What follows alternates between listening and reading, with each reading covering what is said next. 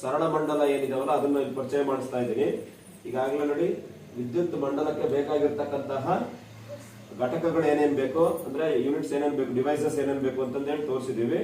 ಒಂದು ಬ್ಯಾಟ್ರಿ ಬೇಕಾಗುತ್ತೆ, ಸ್ವಿಚ್ ಬೇಕಾಗುತ್ತೆ, ಮತ್ತೆ ಬಲ್ಬ್ ಬೇಕಾಗುತ್ತೆ, ಅದಕ್ಕೆ ಕನೆಕ್ಷನ್ ಕೊಡುವಂತಹ ವೈರ್ ಬೇಕಾಗುತ್ತೆ. ಇದೆಲ್ಲ ಕೊಟ್ಟಿದ್ದೀವಿ. ತಗೊಂಡ್ಬನ್ನಿ.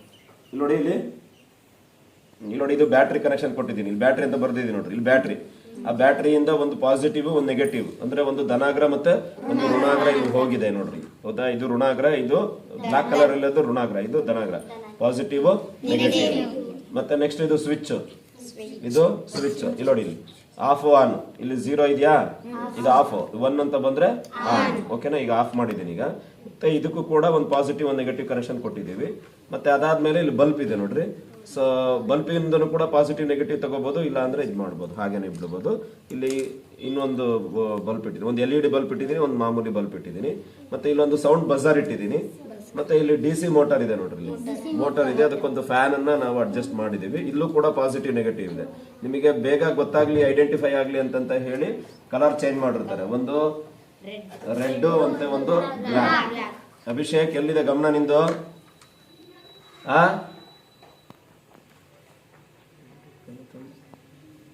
ನೋಡಿ, ಮೊದಲು ಈಗ ನಾವು ಒಂದು ಸರಳ ಮಂಡಲದಲ್ಲಿ ಏನ್ ಬೇಕೀಗ, ಮೊದಲು ಇವೆರಡು ಕಡೆಗೆ ಎತ್ತಿಟ್ಬಿಡೋಣ. ನಮ್ಗೆ ಯಾವ್ದು ಬೇಕೀಗ? ಬಲ್ಬ್ ಅಲ್ವಾ? ಒಂದು ಸರಳ ಮಂಡಲ. ಸರಳ ಮಂಡಲದಲ್ಲಿ ಏನೇನಿರುತ್ತದೆ? ಸಿಂಪಲ್ ಸರ್ಕ್ಯೂಟ್ ಅಂತ ಕರಿತೀವಿ. ಒಂದು ಬ್ಯಾಟ್ರಿ ಅಥವಾ ಒಂದು ಶುಷ್ಕ ಕೋಶ, ಮತ್ತೆ ಒಂದು ಸ್ವಿಚ್, ಮತ್ತೆ ಕನೆಕ್ಟ್ ಮಾಡುವಂತ ವೈರು, ಮತ್ತೆ ಒಂದು ಬಲ್ಬ್. ಹೌದೇನಪ್ಪ? ಸೊ ಈಗ ಬಲ್ಬ್ ಇಲ್ಲಿ ಇಟ್ಟಿದ್ದೀನಿ, ಅದು ಹೇಗೆ ಕನೆಕ್ಟ್ ಆಗುತ್ತೆ ನೋಡ್ತಾ ಹೋಗೋಣ. ರೆಡಿನಾ? ನೋಡಿ, ಇಲ್ಲಿಂದ ಹಿಂಗ್ ಕನೆಕ್ಷನ್ ಕೊಟ್ಟಿದ್ದೀವಿ. ಸೊ ಇಲ್ಲಿ ಈಗ ಸ್ವಿಚ್ ಆನ್ ಮಾಡೋಣ. ಆನ್ ಮಾಡಿದೀವಿ. ಈಗ ಇಲ್ಲಿ ನೋಡಿ, ಸ್ವಲ್ಪ ಆನ್ ಆಯ್ತಾ? ಓಕೆನಾ? ಇಲ್ಲಿ ಈಗ ನಿಮ್ ಫ್ರೆಂಡ್ ಸ್ವಿಚ್ ಆಫ್ ಮಾಡ್ತಾರೆ, ನೋಡೋಣ ಆಫ್ ಆಗುತ್ತೇನಾ. ಸ್ವಿಚ್ ಆಫ್ ಮಾಡಮ್ಮ. ಅದು ನೋಡಿ ಆಫ್ ಆಯ್ತೇನೆ ನೋಡ್ರಿ. ಈಗ ಇದೇ ತರ ತಾನೇ ನಮ್ಮ ಮನೆಗಳಲ್ಲಿ ಕೂಡ ಸರ್ಕ್ಯೂಟ್ ಇರ್ತಕ್ಕಂಥದ್ದು. ಆನ್ ಮಾಡಮ್ಮ ಈಗ. ಓಕೆನಾ? ಆನ್ ಆಯ್ತಾ? ಓಕೆ. ಈ ಬಲ್ಬ್ ಬದಲಾಗಿ ಈಗ LED ಬಲ್ಬ್ ನ ನಿಮ್ ಫ್ರೆಂಡ್ ಇಡ್ತಾರೆ, ನೋಡೋಣ. ಇಟ್ಕೊಳಮ್ಮ ಅಂತ ಸುಮ್ಮನೆ ಪ್ರೆಸ್ ಮಾಡಿ.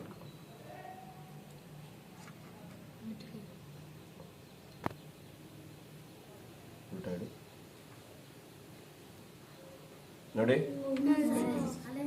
ಚೆನ್ನಾಗಿದ್ಯಾ? ಇದು LED ಬಲ್ಬ್. ಇದು ಓಕೆನಾ? LED bulb positive negative. ಈ LED ಬಲ್ಬ್ ಅಲ್ಲಿ ಒಂದು ಉದ್ದ ಇರುತ್ತೆ, ಒಂದು ಚಿಕ್ಕದಿರುತ್ತೆ. ಉದ್ದ ಇರೋದು ಪಾಸಿಟಿವ್, ಚಿಕ್ಕದಿರೋದು ನೆಗೆಟಿವ್. ಎರಡು ಎಂಡ್ ಇರ್ತಾವಲ್ಲ, ಅದರಲ್ಲಿ ಒಂದು ಉದ್ದ ಇರೋದು ಪಾಸಿಟಿವ್, ಚಿಕ್ಕದಿರೋದು ನೆಗೆಟಿವ್. ಈಗ ವಿದ್ಯುತ್ ಹೇಗೆ ಹತ್ತುತ್ತೆ ಅಂತ ನೋಡ್ಕೊಂಡ್ರಿ ನೀವು, ಗೊತ್ತಾಯ್ತಾ? ಇದು ಸರಳ ಮಂಡಲ ಅಂದ್ರೆ ಸಿಂಪಲ್ ಸರ್ಕ್ಯೂಟ್ ಅಂತ ಕರಿತೀವಿ.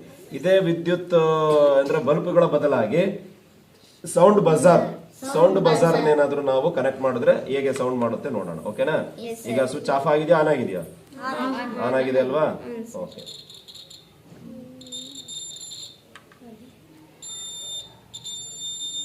ನೋಡಿ, ಸೌಂಡ್ ಬಜಾರ್ ಅಂತ ಕರಿತೀವಿ ಇದಕ್ಕೆ. ಅದು ಕೂಡ 1.5 ವೋಲ್ಟ್ ಇಂದ 3 ವೋಲ್ಟ್ ವರೆಗೂ ಕೂಡ ಕೆಪಾಸಿಟಿ ಇರ್ತದೆ. ನೋಡಿ, ಇಲ್ಲಿ ಆನ್ ಆಗಿದೆ. ಸೊ ಇಂಥವನ್ನೇ ನಾವು ಎಲ್ಲಿ ಯೂಸ್ ಮಾಡ್ತೀವಿ? ಈ ಬೈಕ್ಗಳಲ್ಲಿ. ಬೈಕ್ ಈ ಕಡೆಗೆ ಲೆಫ್ಟ್ ರೈಟ್ ತಗೋಬೇಕಾದ್ರೆ ಇಂಡಿಕೇಟರ್ ಹಾಕಲ್ವಾ? ಅವಾಗ ಲೆಫ್ಟ್ ರೈಟ್ ಇಂಡಿಕೇಟರ್ ಹಾಕಿದ್ರೆ ಅವ್ರಿಗೆ ಗೊತ್ತಾಗುತ್ತೆ ಅನ್ನೋದು ಒಂದು ರೀತಿಯಲ್ಲಿ ಅಲ್ಲಿ ಲೈಟ್ ಹೊತ್ತುತ್ತಾ ಇರುತ್ತೆ, ಜೊತೆಗೆ ಬಜರು ಸೌಂಡ್ ಆಗ್ತಾ ಇರುತ್ತೆ. ಹೌದೇನಪ್ಪ? ಸೊ ಈ ತರದ್ದು. ಮತ್ತೆ ಕಾಲಿಂಗ್ ಬೆಲ್ಗಳೆಲ್ಲ ನೋಡಿದ್ರೆ ಹೊರಗಡೆ ಲೈಟ್ ಹಾಕಿದ್ರೆ, ಹೊರಗಡೆ ಸ್ವಿಚ್ ಹಾಕಿದ್ರೆ ಒಳಗಡೆ ಇರೋರಿಗೆ ಕಾಲಿಂಗ್ ಬೆಲ್ ಬರುತ್ತೆ ನೋಡಿದ್ರ, ಆ ತರದ್ದು ಇದು ಬರುತ್ತೆ. ನೆಕ್ಸ್ಟ್ ಇದೇ ರೀತಿ ಇಲ್ಲಿ DC ಮೋಟಾರ್ ಇದೆ ನೋಡಿ. DC ಮೋಟಾರ್ ಇದೆ. DC ಮೋಟಾರ್ಗೂ ಕೂಡ ಒಂದು ಪಾಸಿಟಿವ್ ಒಂದು ನೆಗೆಟಿವ್ ಕನೆಕ್ಟ್ ಮಾಡಿ ನೋಡೋಣ ಅಂತ. ಇದನ್ನ ಈ ವೈರಿಂಗ್ ಇಟ್ಕೊಳಪ್ಪ, ಅಲ್ಲಿ ಇಟ್ಕೊಂಡು ಹುಷಾರು. ಇಲ್ಲಿ ರೆಕ್ಕೆ ಇದಾಗುತ್ತೆ ನಿಮಗೆ. ಓಕೆ.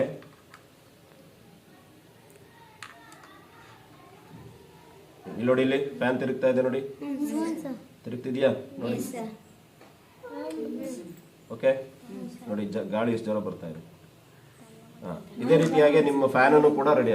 ಆ ಫ್ಯಾನ್ ಒಳಗಡೆಗೆ ಒಂದು ಮೋಟಾರ್ ಇಟ್ಟಿರ್ತಾರೆ, ಗೊತ್ತಾಯ್ತಾ? ಅದು ಆ ವಿದ್ಯುತ್ತಿಗೆ ಅಂದ್ರೆ ಯಾವ್ದು ಪರ್ಯಾಯ ವಿದ್ಯುತ್, AC ಮೋಟರ್ಗೆ ತಿರುಗುವಂತಹ ಮೋಟರ್ ಇಟ್ಟಿರ್ತಾರೆ ಅಲ್ಲಿ, ಗೊತ್ತಾಯ್ತಾ? ಇದು DC ಮೋಟಾರ್. ಇದು ಕೆಳಗಡೆ ಇರ್ತಕ್ಕಂಥದ್ದು ಇದು DC ಮೋಟಾರ್, ಗೊತ್ತಾಯ್ತಾ? ಇದ್ರಲ್ಲಿ ಮೋಟಾರ್, ಫಸ್ಟ್ ಮೋಟಾರ್ ಅಂದ್ರೆ ಏನ್ ಪಾಸ್ ಮಾಡ್ತಾ ಇದೀವಿ? ವಿದ್ಯುತ್, ಬ್ಯಾಟ್ರಿ. ಹೌದಾ? ಎಲೆಕ್ಟ್ರಿಸಿಟಿ ಪಾಸ್ ಮಾಡ್ತಾ ಇದೀವಿ. Electric energy is converted into what?